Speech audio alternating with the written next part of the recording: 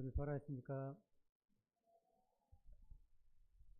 네, 남원 서문교회 서인용 형제입니다. 어, 물을 안 주시네요, 여기는. 어, 아시는 분은 아시겠습니다만은, 저는 예전에 제가 그 19살 때, 저도 그때가 있었는가 모르겠습니다만은, 19살부터 28살 시절 10년 동안을 익산에서 배우고 또 익혔던 그런 그 형제입니다. 그래서 익산을 생각하면 늘 그 지난 그리움이 있고 또 추억이 있는 그런 그 도시이고 또 교회인 것으로 생각이 되어집니다. 감사합니다. 저도 남원에서 종종 그 말씀을 전하기 때문에 익산에 이렇게 모처럼 오면은 좀 앉아서 듣고 싶다, 말씀을 듣고 싶다 이런 마음이 있는데 오늘 또 강단에 이렇게 서게 됐습니다. 익산 대륙교회 그 스케줄과 순서가 있을 텐데 또 이렇게 서게 돼서 계면쩍고 송구한 마음이 있습니다. 하기 싫었는데 아버님께서 해야 된다고 해서 또 내일이 어버이날이라 부모에게 순종하라 이 말씀을 따라서 이렇게 서게 됩니다. 내일이 어버이날이기 때문에 좀 그와 관련된 말씀을 함께 나누고자 합니다. 말씀에 앞서서 제가 글을 한 편 읽어드리고자 합니다. 전 경북대학교 총장이셨던 박찬성님의 글입니다. 나의 고향은 경남 산청이다. 그곳은 지금도 비교적 가난한 곳이다. 그러나 아버지는 가정 형편도 안 되고 머리도 안 되는 나를 대구로 유학을 보내주셨다. 나는 대구 중학교를 다녔는데 공부하기가 싫었다. 저하고 똑같습니다. 그 결과 내 석차는 68명 중 68등, 1학년 8반에서 꼴찌를 했다. 부끄러운 성적표를 가지고 고향에 가는 나는 어린 마음에도 그 성적을 부모님께 내밀 자신이 없었다. 당신이 교육을 받지 못한 한을 자식을 통해 풀고자 했는데 꼴찌라니. 끼니를 제대로 잊지 못하는 소장농을 하면서도 아들을 중학교에 보낼 생각을 한 아버지를 떠올리면 그냥 그대로 있을 수가 없었다. 그래서 잉크로 기록된 성적표를 68명 중 1등으로 고쳐서 아버지께 보여드렸다. 간이 꽤 크신 분이죠. 아버지는 보통 학교도 다니지 않으셨으므로 내가 1등으로 고친 성적표를 알아차리지 못할 것으로 쉽게 생각했다. 대구로 유학한 아들이 집에 왔으니 친지들이 몰려와서 찬석이는 공부를 잘 했더냐? 라고 물으셨다. 아버지는 앞으로 봐야지. 이번에는 어쩌다가 1등을 했는가 배 라고 말씀하셨다. 동네 어른들은 명순이가 자식 하나는 잘 뒀어. 1등을 했으면 책거리를 해야지 라고 말씀하셨다. 당시 우리 집은 동네에서 가장 가난한 살림이었다. 이튿날 강에서 멱을 감고 돌아오니 아버지는 단 한 마리뿐인 돼지를 잡아 동네 사람들을 모아놓고 잔치를 하고 있었다. 난리가 났죠. 그 돼지는 우리 집 재산 목록 1호였다. 정말 기가 막힌 일이 벌어진 것이다. 나는 겁에 질려 아버지 하고 불렀지만 그 다음 말을 할 수가 없었다. 그리고 달려나갔다. 그 뒤로 아버지께서 나를 부르는 소리가 들렸다. 겁이 난 나는 강가로가 죽어버리고 싶은 마음에 물속에서 숨을 안 쉬고 버티기도 했고 주먹으로 내 머리를 내려치기도 했다. 충격적인 그 사건 이후 나는 달라졌다. 항상 그 일이 머리에 맴돌고 있었기 때문이다. 그로부터 17년 후 나는 대학 교수가 되었다. 그리고 나의 아들 민우가 중학생이 되었을 때, 그러니까 내 나이 45세가 되던 어느 날 부모님 앞에서 33년 전의 일을 사과하기 위해 어머니, 저 중학교 때 1등은요 하고 말을 시작하려는데 옆에서 담배를 피우시던 아버지께서 알고 있었다. 고마해라. 민우가 듣는다 라고 말씀하셨다. 자식의 위조한 성적을 알고도 재산 목록 1호인 돼지를 잡아 잔치를 하신 부모님 마음을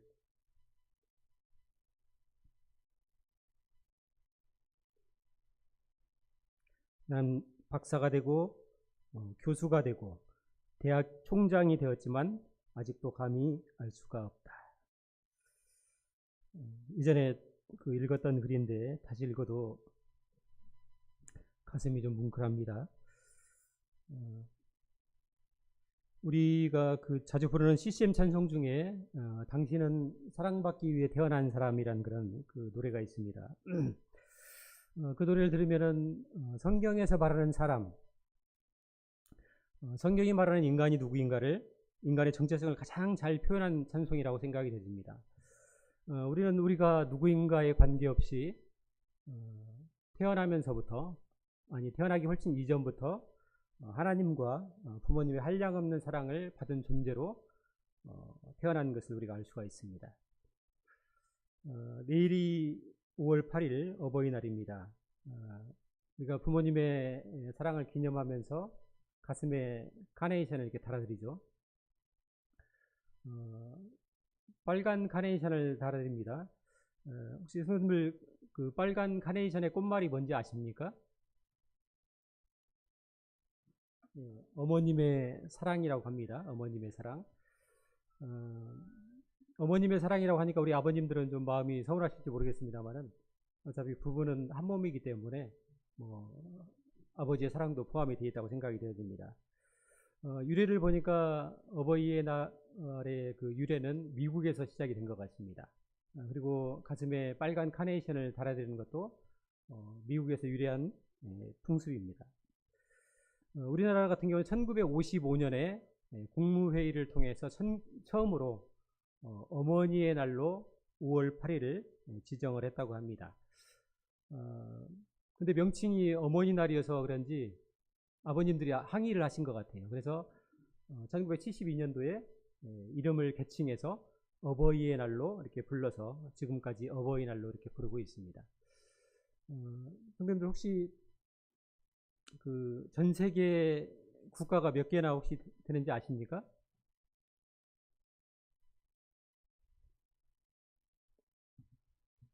유엔에 등록된 국가의 수를 계산을 해보니까 전 세계 국가가 193개국이 있다고 합니다.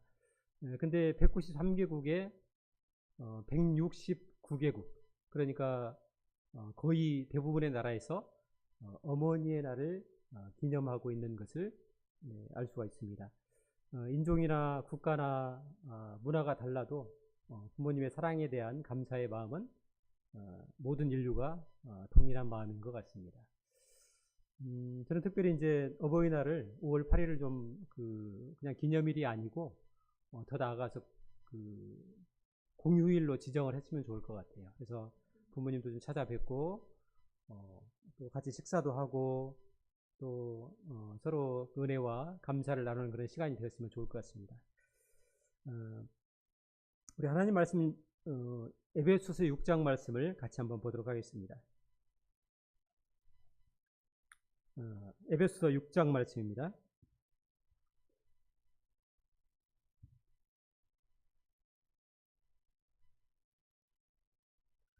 에베소서 6장 1절로 3절까지 말씀을 1절에서 3절까지 말씀을 같이 읽도록 하겠습니다. 에베소서 6장 1절에서 3절입니다. 같이 읽겠습니다. 시작. 자녀들아, 주 안에서 너희 부모에게 순종하라. 이것이 옳으니라. 내 아버지와 어머니를 공경하라. 이것은 약속이 있는 첫 계명이니 이로써 내가 잘 되고 땅에서 장수하리라. 아멘. 부모님을 대해서 두 가지 명령을 하고 계십니다. 내 부모를 순종하라.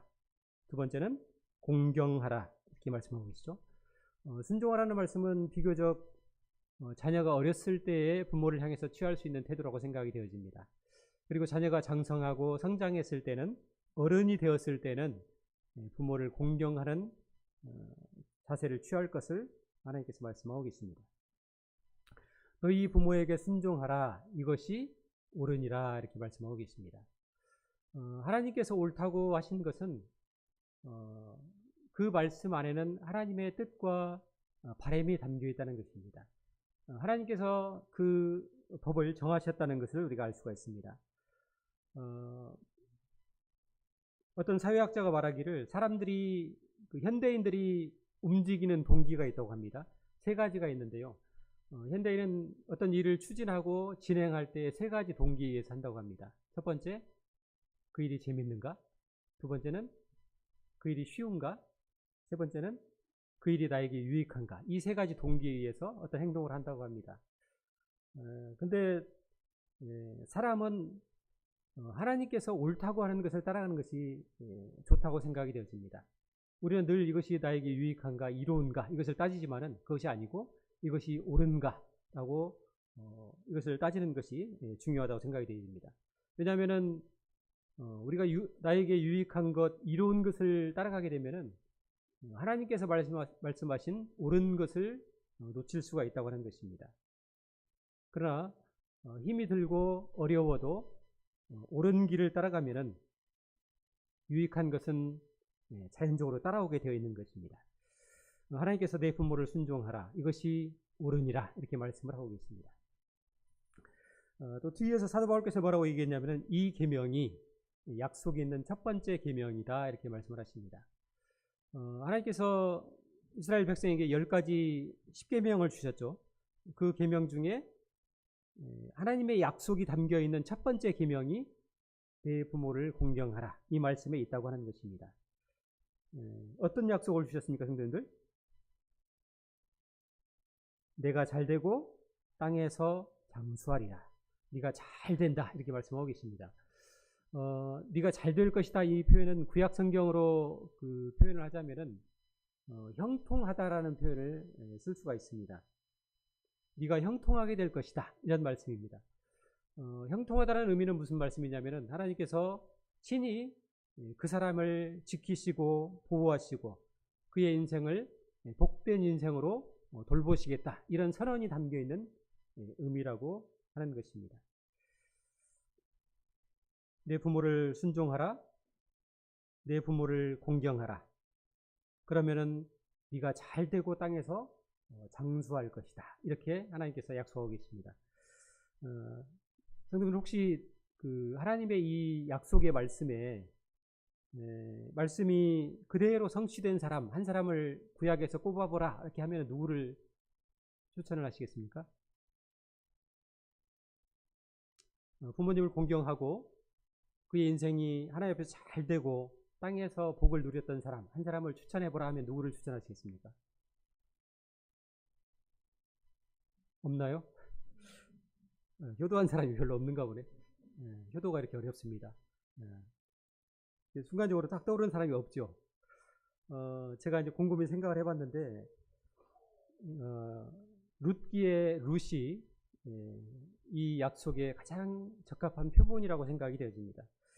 성도들 룻기를 잘 아시죠? 룻기는 한 가정이 어떻게 몰락하는가를 잘 보여주고 있고 또 그 가정이 몰락한 가정이 어떻게 다시 세워지는가 이 과정을 아주 자세히 우리에게 일러주고 있습니다. 룻기 1장을 보시면은 한 가정에 10년 동안의 이야기가 1장에 나옵니다. 유대 베들레헴에 엘리멜렉이라는 사람이 있었습니다. 그의 아내가 나오미였고 2명의 아들이 있었습니다. 근데 어느 해 이 유대 베들레헴에 흉년이 들자 이 엘리멜렉이라는 사람이 처자식을 이끌고 모압 땅으로 이주를 하게 됩니다. 그리고 10년 동안 그곳에 거주하는 동안에 두 아들은 모압 여인, 이방 여인이죠. 이방 여인과 결혼을 하게 됩니다. 룻기 1장을 읽으시면 좀 마음이 답답합니다. 왜냐하면 거기 많은 일들이 있지만은 정말 이상한 것이 뭐냐면은 이 사람들도 하나님을 섬기는 하나님의 백성임에도 불구하고 그들이 기도했다는 내용 또 하나님 말씀에 순종했다는 내용을 한 번도 찾아볼 수가 없습니다. 흉년이 들었을 때 하나님께 여쭙지 않고 약속의 땅을 떠나가지고 모압 이방 땅으로 이주를 합니다. 그리고 그 땅에서 두 아들이 하나님께서 그토록 금하셨던 이방 여인과 결혼을 하게 됩니다.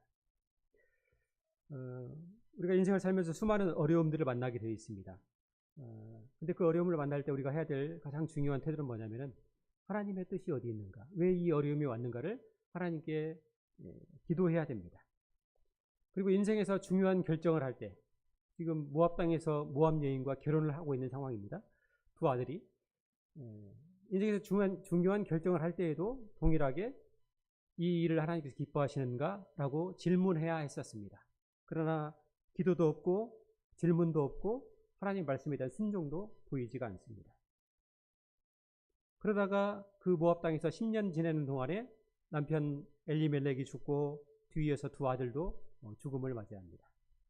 설상가상으로 두 아들은 결혼을 했지만은 자녀를 생산하지 못한 상태에서 죽음을 당하게 됩니다.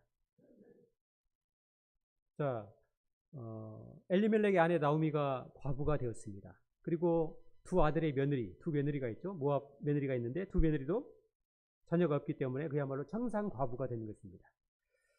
한 가정이 무너지고 몰락하고 세 명의 과부만 남은 상황이 룻기 1장의 시작인 것을 우리가 알 수가 있습니다. 한 가정이 완전히 몰락하는 것을 보여주고 있죠.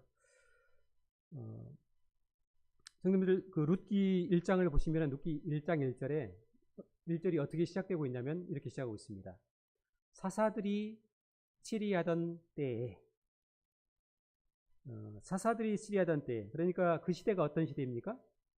사사시대입니다. 우리 성도님들 잘 아시는 대로 사사시대는 이스라엘 역사 속에서 가장 영적으로 어두웠던 시대입니다. 350년의 사사시대를 가리켜서 우리가 뭐라고 얘기하냐면 영적인 암흑기다 또는 영적인 터널이다 이런 표현을 쓰고 있습니다. 근데 이 깊은 어둠 속에서, 이 영적인 깊은 어둠 속에서 한 줄기 반짝이는 별이 딱 뜨는데 그 별이 누구냐면은 룻이에요. 룻. 어둠이 깊으면은 별빛이 더 반짝이죠. 하나님께서 마치 그 깊은 어둠 속에 한 줄기 빛을 비추는 것처럼 룻을 우리에게 소개하고 있습니다. 사사기, 룻기. 사사기 그 350년 깊은 어둠 속에서, 그 어둠 깊은 속에서 한 줄기 별이 뜹니다. 그리고 사사기, 룻기, 그 다음 뭡니까? 사무엘기죠. 사무엘이 드디어 태어나면서 이 깊은 어둠 속에서 한 줄기 룻이라는 별이 뜨고 그 새벽을 맞으면서 드디어 찬란한 태양이 떠오릅니다. 사무엘이 태어나고 그 이후에 다윗이 태어나면서 그야말로 하나님의 땅, 이 예루살렘은 광영이, 하나님의 영광과 광영이 창영한 그런 땅이 되는 것을 우리가 볼 수가 있습니다. 감사하게도 룻기는 해피엔딩으로 끝납니다.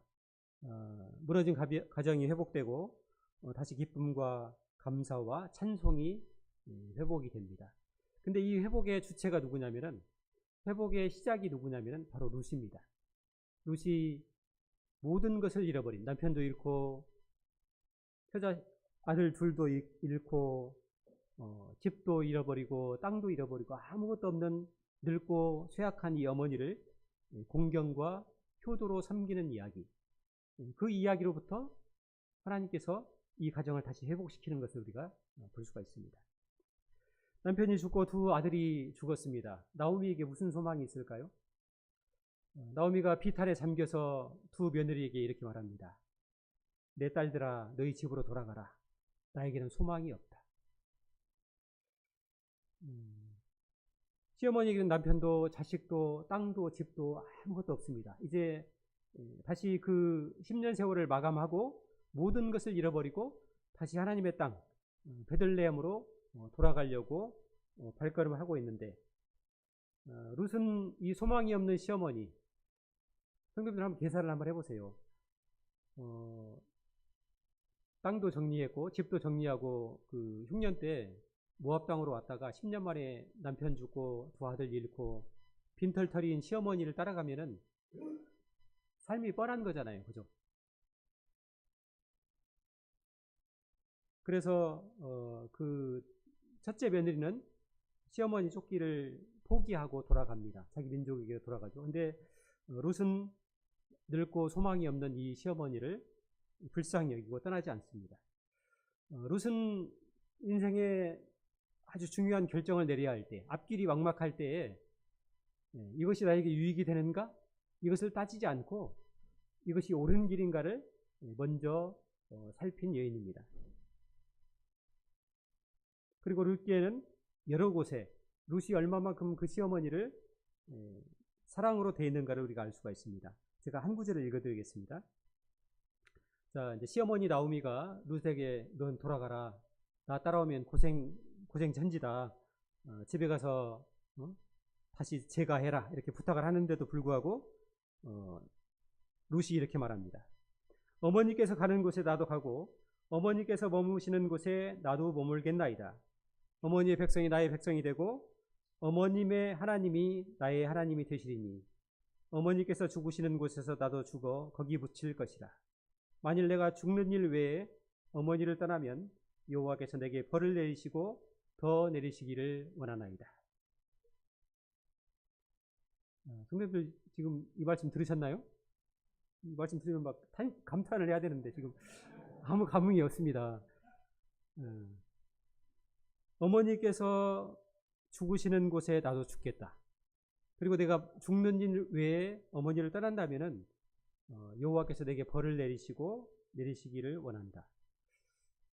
이 한마디, 룻이 했던 이 진심과 이 한마디가 하나님의 마음을 완전히 돌려놨어요, 성도님들. 하나님의 마음을 흔들어 놨습니다. 또 룻이 이렇게 표현합니다. 룻이 보리추수와 밀추수를 마치기까지 이삭을 주우며 그의 시어머니와 함께 거주하니라. 룻이 무슨 일을 했다고요? 이삭 줍기 했습니다. 이삭 줍기. 고대 사회에서 과부는 사회적 약자입니다. 스스로 삶을 경제적으로 꾸릴 수 있는, 영위할 수 있는 아무런 방법이 없었습니다. 그래서 룻이 베들레헴에서 돌아와서 할 수 있었던 것이 뭐냐면은 이삭 줍기였습니다. 이 말이 무슨 말입니까? 이삭을 혹시 주워보신 성도님들 계시나요?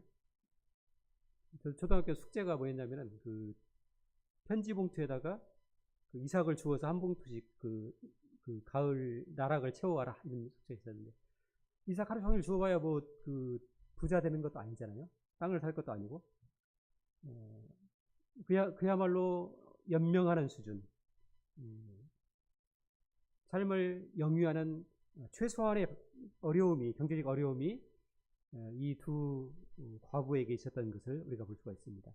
그래서 하나님께서 구약성경을 보면 누차 강조하신 게 뭐냐면은 너희는 고아와 과부와 나그네와 레위인을 돌아보라. 사회적 약자를 늘 살펴라. 이런 말씀을 누차 강조하고 있습니다.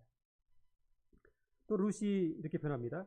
룻이 시어머니에게 이르되 어머니의 말씀대로 내가 다 행하리이다. 어머니를 정말 공경하고 사랑으로 대하는 룻의 이 태도를 보게 됩니다. 성도님, 우리가 아무리 가난하고 어렵다 할지라도 그 가정에 사랑이 있으면, 긍휼이 있으면 그 가정은 살아나게 되어 있습니다. 그런데 아무리 좋은 조건과 모든 것이 풍족하고 조건을 갖추었다 할지라도 그 가정의 사랑을 잃어버리면 그 가정은 무너지게 되어 있습니다. 근데 아무것도 기대할 수 없는 이 늙고 쇠약한 이 시어머니를 급진하게 봉양하는, 공경하는 룻의 모습을 보게 됩니다. 성도님들, 그 룻이 놀라운 것은 뭐냐면은 하나님의 율법을 흔들어 놓은 여인이 이 룻이에요. 룻이 아까 어느 민족이라고 그랬죠? 모압 여인입니다. 모압 여인. 신명기 23장에 보시면 하나님의 저주의 법이 나와 있습니다. 하나님께서 이렇게 말씀하십니다. 모압 사람과 암몬 사람은 여호와의 총회에 들어오지 못하리니 그들에게 속한 자는 10대뿐 아니라 영원히 여호와의 총회에 들어오지 못하리라. 어디 사람들이요? 모압과 암몬 사람들. 하나님께서 정말 그 두 민족을 싫어하셨던 것 같아요. 모압과 암몬 사람은 여호와의 총회에 절대 들어올 수 없다. 그리고 10대뿐 아니라, 그러니까 그 사람으로부터 10대 손뿐 아니라 영원히 여호와의 총회에 들어오지 못한다. 이스라엘 공동체 안에서 언약의 백성이 될 수가 없다. 하나님께서 못을 박으십니다. 하나님께서 왜 이렇게 단호하실까요? 이 일에 대해서, 이 두 민족에 대해서요? 하나님의 저주의 법은 보통 어떻게 하나님께 저주를 내리시냐면은 이 사람이 죄를 지으면은 그 사람의 3대나 4대까지만 저주를 내리시고 그 이유는 저주를 해제하십니다. 그리고 이 사람이 하나님 앞에서 축복된 일을 하면은 이 사람의 몇 대까지요? 1000대까지. 1000대까지 내가 복을 주겠다. 하나님이 이렇게 약속하시거든요. 출애굽기 20장에 이렇게 말씀하십니다. 나를 미워하는 자의 죄를 갚되 아버지로부터 아들에게로 3, 4대까지 이르게 하거니와. 죄를 몇 대요? 3대와 4대만 갚습니다. 나를 사랑하고 내 계명을 지키는 자에게는 1000대까지 은혜를 베풉니다. 하나님의 복은 1000대까지거든요. 일반적으로 하나님께서 저주를 내리실 때는 보통 3대 내지 4대에서 끝나요. 근데 하나님께서 여기서 뭐라고 얘기했냐면은 암몬과 모압 백성은 10대뿐 아니라 영원히 여호와의 총회에 들어올 수 없다. 선을 내리십니다. 근데 여기에 덧붙여서 뭐라고 하셨냐면은 모세에게는 뭐라고 단정을 지으셨냐면은 너는 네 평생에 그들의 평안함과 형통함을 모압과 암몬의 평안함과 형통함을 영원히 구하지 말지니라. 이렇게 단언을 하십니다. 하나님께서 왜 이토록 암몬과 모압 사람들을 미워하셨냐면은 이 두 민족이 이스라엘 백성들이 가장 어려울 때, 광야에서 가장 힘들고 어려울 때 이 이스라엘 민족을 대적하고 저주했던 민족이기 때문에 하나님께서 두고두고 이 두 민족을 저주로 대하시는 것을 볼 수가 있습니다. 근데 룻이 바로 지금 하나님께서 이토록 저주하셨던 모압 여인입니다. 근데 하나님께서 내리신 이 저주의 말씀을 하나님께서 룻에게서 예외로 적용을 하시는 것을 우리가 볼 수가 있습니다. 룻기를 보시면은 룻기는 특이한 성경입니다.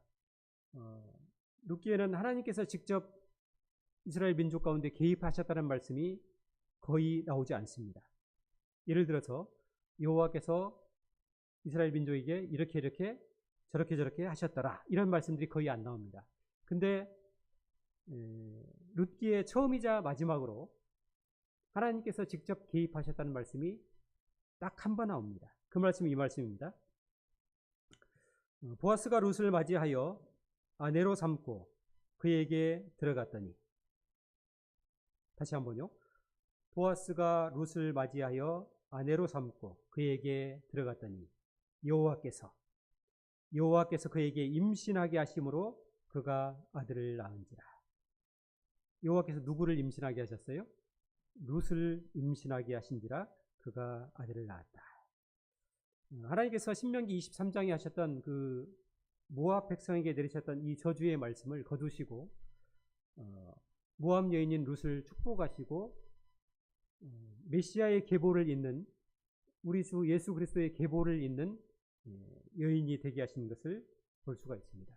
그래서 마태복음 1장에서는 보아스는 룻에게서 오벳을 낳고 그 말씀을 하고 있죠. 보아스는 룻에게서 오벳을 낳고 오벳은 이새를 낳고 이새는 다윗 왕을 낳으니라 이렇게 얘기하고 있습니다.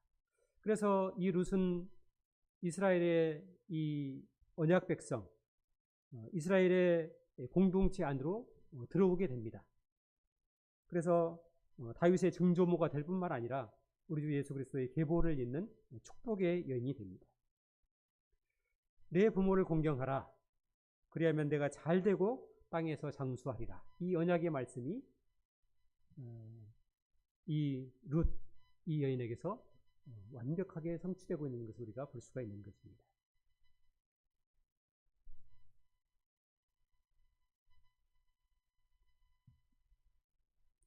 성도님들, 하나님께서 내 부모를 공경하라. 그리하면 네가 잘되고 땅에서 장수하리라. 축복의 말씀을 주시는가 하면은 하나님께서는 또 반면에 네 부모를 공경하지 않으면은 하면서 저주의 말씀도 주고 계십니다. 하나님께서 부모 공경에 대해서는 정말 엄격하신 것 같아요. 상급도 주시지만은 부모를 공경하지 않았을 경우에는 하나님께서 저주를 내리시겠다 이렇게 말씀도 하십니다. 출애굽기 21장에 보시면 이렇게 말씀하십니다. 자기 아버지나 어머니를 치는 자는 반드시 죽일지니라. 자기 아버지나 어머니를 저주하는 자는 반드시 죽일지니라.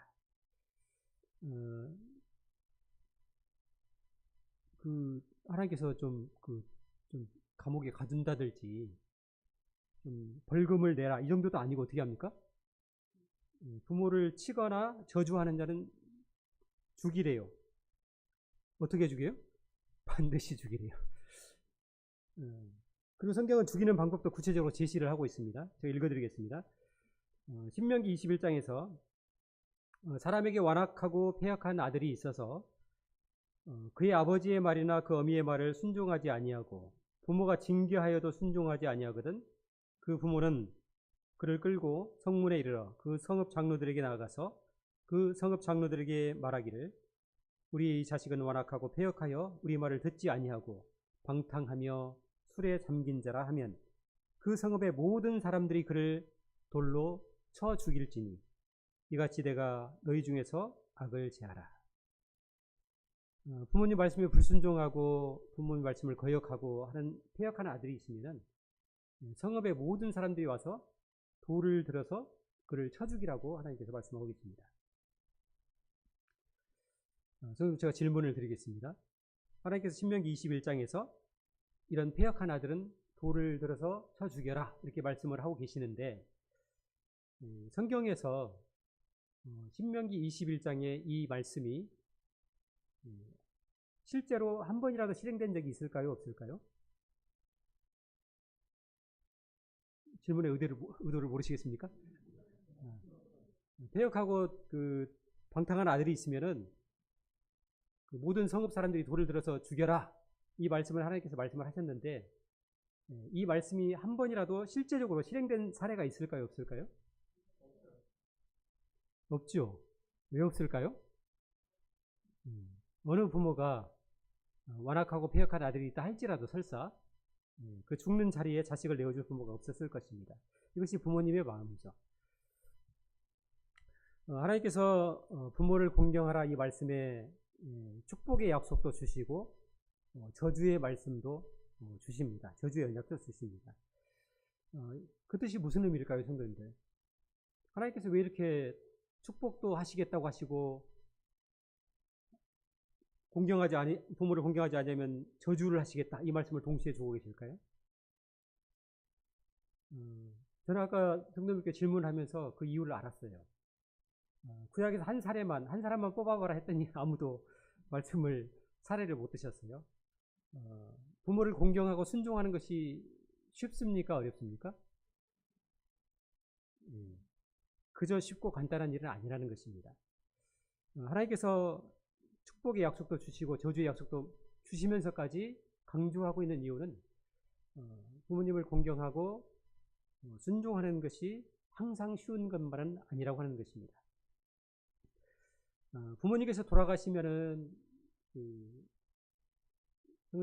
사람이 언제 철이 들까요? 군대 갔다 오면 철이 들던가요? 제대하면 똑같습니다. 옛말에 그런 말이 있죠.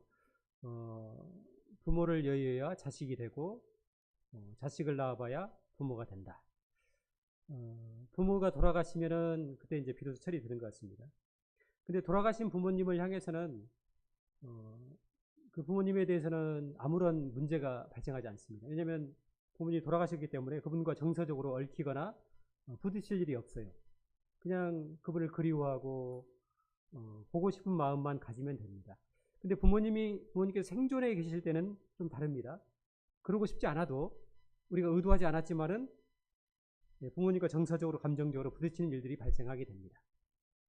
왜냐하면 부모님은 수십 년 살아오신 부모님만의 삶의 방식이 있기 때문에 이 필연적으로 세대 간의 간극과 갈등이 빚어지게 되어 있습니다.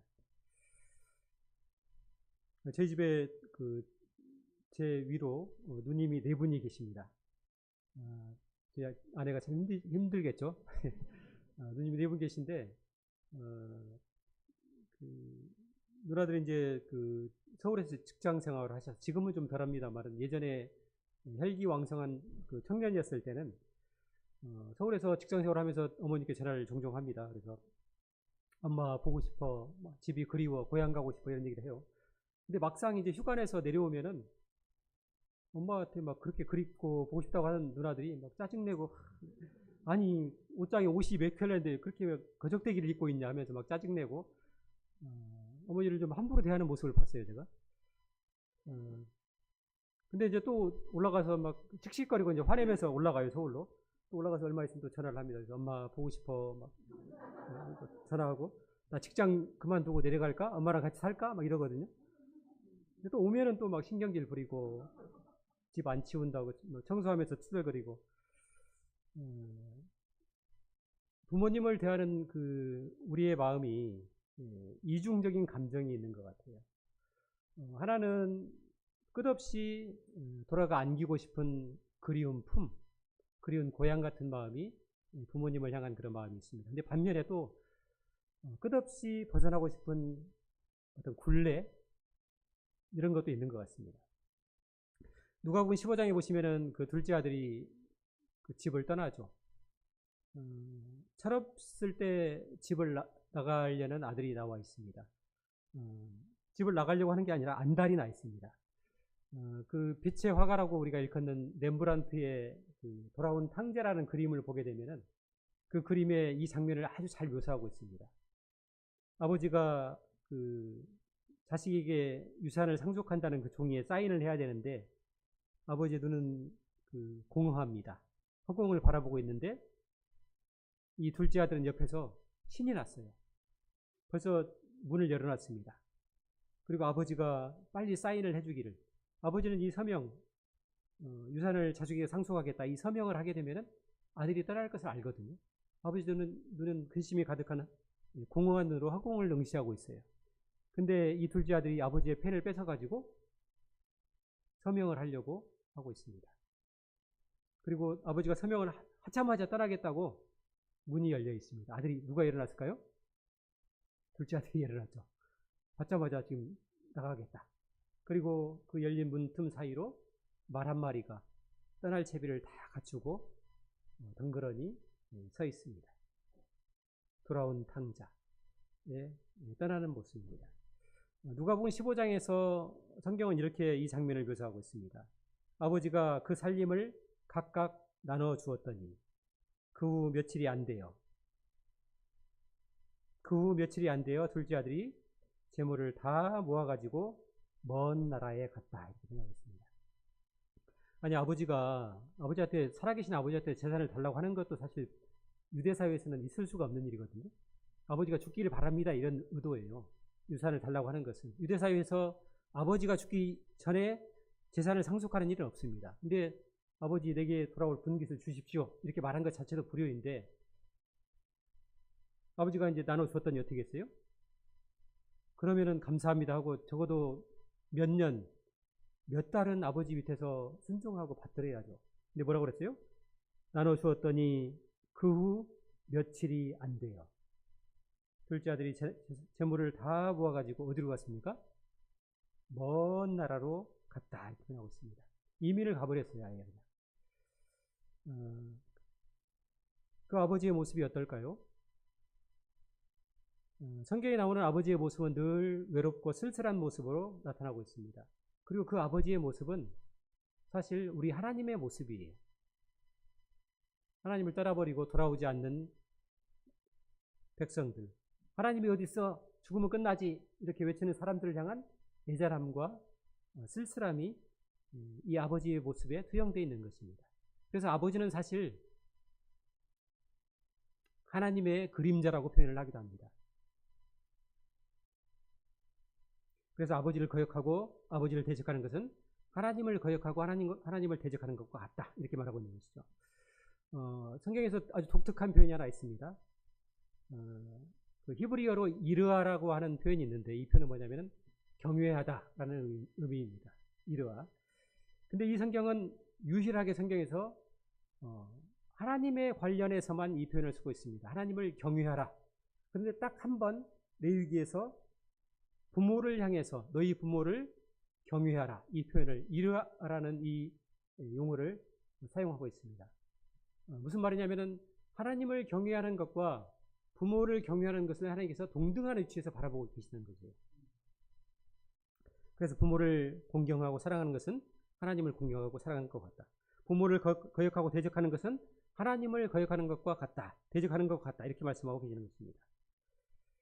둘째 아들이 재산을 다 탕진하고, 먼 나라에서 재산을 다 탕진하고, 정신이 드니까, 철이 드니까 누구를 그리워합니까? 아버지의 품을 그리워하죠.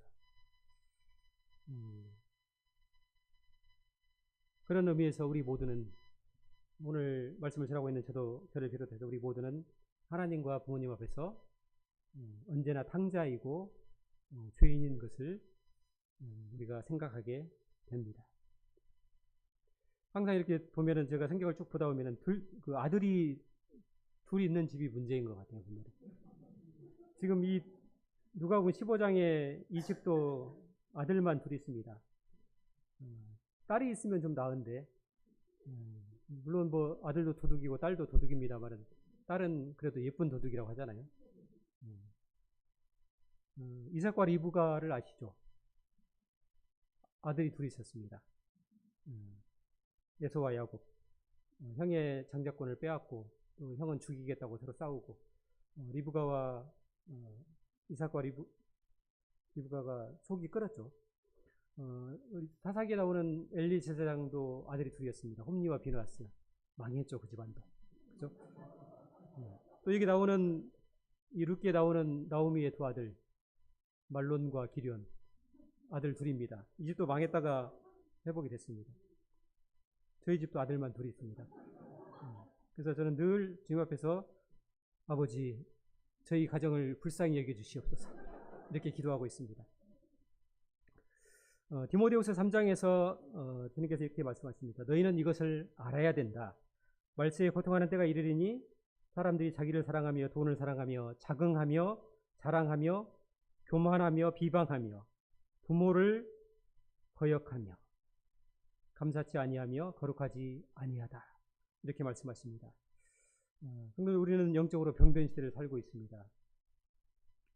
먹을 것이 넘쳐나고 삶의 수준이 높아졌지만은 현대인은 불행하고 피폐한 삶을 살아가고 있습니다. 그런데 하나님께서 네가 부모를 공경하면은, 이 배역하고 불의한 시대에, 디모데후서에서 말하는 부모를 거역하는 시대, 부모를 학대하고 부모를 버리는 이 시대에 네가 부모를 공경한다면은, 여전히 너희가 부모를 공경한다면은 네가 땅에서 잘되고 장수하게 될 것이다. 이 언약의 약속을 걸어놓고, 약속을 내걸고 부모를 우리가 공경할 것을 하나님께서 격려하고 계시는 것을 볼 수가 있습니다. 내일이 어버이날입니다. 저도 오늘 이 말씀을 오면서 오늘 주님 앞에서 제가 이 말씀을 나눌 자격이 있는가 생각해 봤는데, 아까 말씀드린 것처럼 우리는 늘 부모님 앞에서 탕자이고 죄인의 신분인 것을 생각하게 됩니다. 내일 하루만이라도, 또 며칠 사이만이라도 부모님의 은혜를 감사하고 그분들이 나를 어떻게 사랑하고 나를 어떻게 돌보았는가, 그리고 이제 나이 드신 그분들을 부모님께서 평생 우리를 받아주고 인내하고 기다린 것처럼 이제 우리가 그분들을 기다리고 받아주고 섬길 차례다, 이런 생각을 갖게 됩니다. 이상으로 말씀을 정리하겠습니다.